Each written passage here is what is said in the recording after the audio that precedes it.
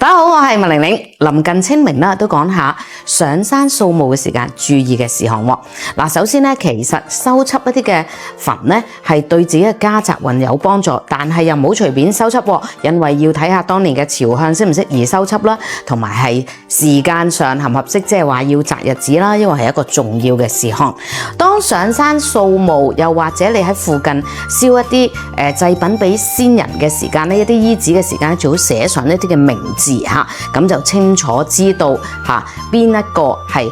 送俾嘅先人嘅，同埋邊一位先人，咁就好啲嘅。咁另外咧，如果有雜草咁，當然要除啦，尤其是矮月啊呢啲咧，係會對運勢有影響嘅噃。上山嘅時間咧，盡量着一啲比較素色嘅衫，背心短褲呢啲就唔合適啦。為咗尊重先人咧，其實深色少少、淡色、素色少少嘅衫係合適啲嘅。嗱，今年咧蛇豬虎猴犯太歲呢一類嘅朋友咧，可能喺氣運上咧冇咁着數去一啲陰嘅地方，佩戴住一啲平安飾物或者太歲符係合適嘅。太細個嘅小朋友，即係通常1歲以下啦，亦都係容易招陰喎。咁如果冇必要嘅話咧，盡量唔好帶上山啦。上到山之後，梗係唔好喧嘩啦，唔好踩人哋啲墳頭啦。呢個都係一個基本上嘅尊重同埋禮貌嚟㗎。咁另外嚟講咧，如果你話拜山最好咧就係上午啦，黃昏日落咧又會比較陰少少㗎咯喎。返到屋企之後，如果係覺得自己本身嘅體質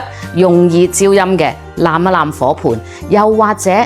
用一啲碌柚葉、黃皮葉水洗返呢啲衣物，咁就自然